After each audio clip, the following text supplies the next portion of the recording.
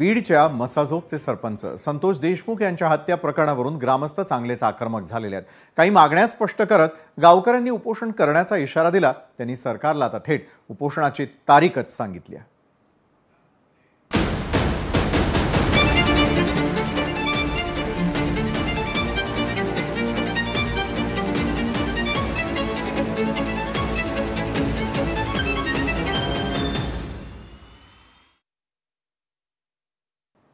तर संतोष देशमुख हत्या प्रकरणामध्ये मसाजोगचे ग्रामस्थ हे येत्या 25 फेब्रुवारीला उपोषण करणार आहेत। संतोष देशमुख हत्या प्रकरणी न्याय मिळावा म्हणून बीडच्या मसाजोगचे ग्रामस्थ हे पुन्हा एकदा एकवटलेले आहेत। मराठा आंदोलक मनोज जरांगे पाटील यांनी आज मसाजोगमध्ये जाऊन संतोष देशमुखांच्या कुटुंबियांची भेट घेतलेली आहे। संतोष देशमुख हत्या प्रकरणामध्ये तपासाला वेग मिळावा या मागणीसाठी मसाजोगचे ग्रामस्थ येत्या 25 तारखेला उपोषण करणार आहेत। देशमुख हत्या प्रकरणामधील आरोपी कृष्णा आंधळे हा अजूनही फरार आहे। त्याला लवकरात लवकर अटक व्हावी यासाठी मसाजोगमधील गावकरी उपोषण करणार आहेत। हा खूप संवेदनशील विषय असून निवेदन असलं नसलं तरी देखील सहकार्य करण्याची मागणी मनोज जरांगे पाटील यांनी स्थानिक प्रशासनाला केलेली आहे। राजेश पाटील आणि प्रशांत महाजन या पोलीस अधिकाऱ्यांना सह आरोपी करा आणि त्यांची चौकशी करा, तसंच कृष्णा आंधळेला अटक करा अशी मागणी ग्रामस्थांनी केलेली आहे। संतोष देशमुख हत्या प्रकरणामध्ये सरकारी वकील उज्ज्वल निकम यांची नियुक्ती करण्याची मागणी देखील देशमुख कुटुंब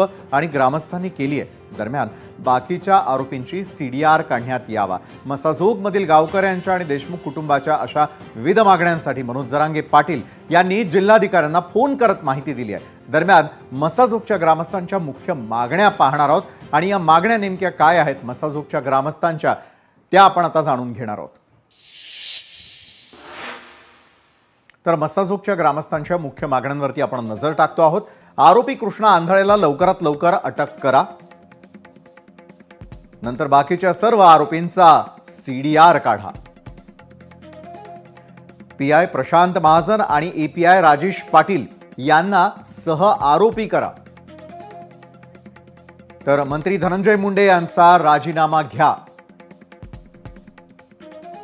संतोष देशमुख हत्या प्रकरण फास्ट ट्रॅक कोर्टात चालवा, तर सरकारी वकील उज्ज्वल निकम यांची नियुक्ती करा। मसाजोगच्या ग्रामस्थांच्या याच अतिशय मुख्य आणि महत्त्वाच्या मागण्या आहेत आणि याच विषयावरती अधिक चर्चा करण्यासाठी आपल्या सोबत यावेळेला संतोष देशमुखांचे बंधू धनंजय देशमुख जोडले गेलेले आहेत। धनंजयजी, स्वागत आपलं आजच्या या चर्चा सत्रामध्ये। खरं तर येत्या 25 तारखेला जो इशारा ग्रामस्थ आणि तुम्ही देताना दिसतात की संतोष देशमुख हत्या प्रकरणाचा निकाल लागावा, आपण न्यायाची अपेक्षा करताय, पुढचं पाऊल 25 तारखेला तुमचं काय असणार आहे? धनंजय देशमुख, जे हा तपास आहे जो बेसिकली करायला पाहिजे होता केज पोलीस स्टेशन, तो जशा प्रकारे व्हायला पाहिजे तसं झालं नाही। याची कारण अशी आहेत की जे सीसीटीव्ही फुटेज, जे काही पुरावे आहेत ते प्रसार माध्यमातून समाज घटकातून आलेले आहेत, जेणेकरून ते अपेक्षित होतं की हे पोलीस स्टेशननी SCID कडे द्यायला पाहिजे होते किंवा वेळ घ्यायला पाहिजे होता की हे पुरावे आमच्याकडे येईपर्यंत तुम्ही आम्हाला 2-3 दिवसाचा कालावधी द्या। केज पोलीस स्टेशनचे DYSP साहेब यांनी कुठलीच अशी सूचना कुणाला दिली नाही किंवा कुणाला सांगितलं नाही की आम्हाला हे सगळे पुरावे देऊ परस्तर 1-2 दिवस तरी आम्हाला कालावधी द्या म्हणून। आणि जी घटना घडलेली आहे ती एवढी गंभीर आहे, त्याचं गांभीर्य फक्त देशमुख कुटुंबियाला आणि गावाला आणि समाजाला आहे बरं का।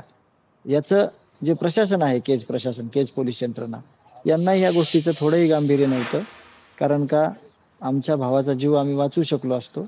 परंतु केज पोलीस स्टेशनचे जे जिम्मेदार व्यक्ती आहेत तिथले अधिकारी, त्यांनी आम्हाला वेळोवेळी सांगितलं की 20 मिनिटात तुमचा भाऊ येईल, 25 मिनिटात येईल, ह्याच्यात 2 तास 2.5 तासचा कालावधी घालवला आणि या सगळ्या चुका झाल्यामुळे आमच्या भावाची निर्गुणपणे हत्या झाली।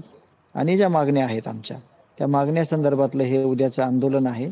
गावकऱ्यांनी म्हणजे गावकरी जे करणार आहेत आणि त्यामध्ये मी स्वतः सहभागी होणार आहे। बरोबर आहे, गावकऱ्यांनी देखील काही अतिशय महत्त्वाच्या मागण्या केल्याचं दिसून येतं, ज्या अधोरेखित केलेल्या होत्या, आम्ही आपल्या प्रेक्षकांना देखील समजावून सांगितलेल्या होत्या। मात्र या मागण्या जर पूर्ण झाल्या नाही तर मग पुढे काय? न्यायाची प्रतीक्षा आणखी किती काळ? धनंजयजी, आम्ही आंदोलन करणार आहोत। मग आंदोलन करताना आम्ही ते बेमुदत असणार आहे, गावकरी आणि मी स्वतः असणार आहे त्याच्यामध्ये। कारण ज्या काही गोष्टी आहेत संशयित घडलेल्या, आपण साधी कमेंट केली मोबाईलमध्ये तर त्याला आरोपी करतो, त्याला 2-3 दिवसाची शिक्षा देतो. परंतु या घटनेमध्ये आरोपींना सोडवायला पुरवणारे, गाड्या पुरवणारे, पांघरायला पुरवणारे, पोलीस स्टेशनमध्ये बिसलरीचं पाणी पोहोच करणारे, जेवण पोहोच करणारे, पैसे फोनपे करणारे यांच्यावर अजून कुठलीच कारवाई केलेली नाही. हां. आणि ते आता सुद्धा जे आरोपी सुनावणी दरम्यान केज पोलीस स्टेशनला म्हणजे केज पोलीस स्टेशन किंवा जे कोर्टात येतात, हेच लोक समोर येत आहेत प्रामुख्यानं. बरं. ते आरोपींचं मनोबल देखील वाढवत आहेत आणि जे देशमुख कुटुंबीय आणि समाजातील लोक आहेत, त्यांना थोडं धमकवण्याचा सुद्धा प्रयत्न करत आहेत. हे प्रामुख्यानं वेळोवेळी दिसत आहे. बरोबर आहे धनंजय देशमुखजी. मनोज जरांगेंनी देखील एक महत्त्वपूर्ण भूमिका यावेळेला घेतल्याचं दिसून येत आहे. काही सल्ला त्यांच्याकडून आलेला आहे का? त्यांनी काही सल्ले देत असताना काही सूचना केलेल्या आहेत का? आणि लवकरात लवकर हे प्रकरण मार्गी लागावं यासाठी त्यांची भूमिका, त्यांची सोबत किती महत्त्वाची आहे? त्यांची सोबत खूप महत्त्वाची आहे. कारण का हा जो लढा उभारलेला आहे, हे न्यायाच्या भूमिकेत सगळे आहेत आपण. त्याला मुख्य कारण हे मनोजदादा आहेत. कारण मनोजदादा जर आले नसते या प्रकरणामध्ये कुठल्या कारणाने, तर एफ-आय-आर देखील देशमुख कुटुंबियाचा फाडला नसता किंवा एफ-आय-आर सुद्धा दर्ज झालेला नसता. दादा कमीत कमी 7 ते 8 तास रस्त्यावर बसले असताना एफ-आय-आर झाला आणि एफ-आय-आर झाल्यामुळे आज जे न्यायाच्या भूमिकेत देशमुख कुटुंबीय आणि गाव आहे, ते आलेलं आहे. आज दादांनी सांगितलं की अशा अवस्थेमध्ये जर तुम्ही आंदोलन करताय तर अत्यंत दुर्दैवी आहे ती गोष्ट आणि हे आंदोलन करू नका तुम्ही. म्हणजे त्यांनी काळजीपोटी सांगितलेला हा सल्ला आहे.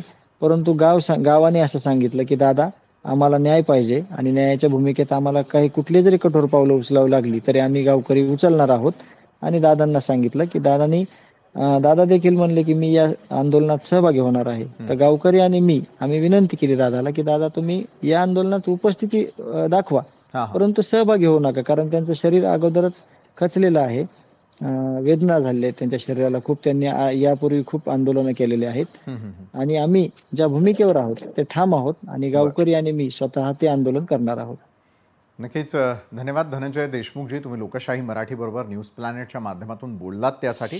मात्र हे आंदोलन असेल आणि त्याचबरोबर दिवंगत सरपंच संतोष देशमुख असतील, त्यांना आणि त्यांच्या कुटुंबियांना न्याय मिळावा यासाठी सातत्यानं या बातमीचा पाठपुरावा देखील एक जबाबदार माध्यम म्हणून लोकशाही मराठी करत राहीलच.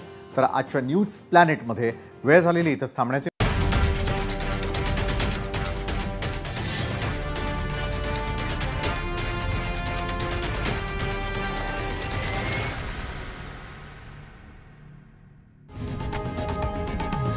लोकशाही मराठी ऐका, पहा, जागरूक रहा.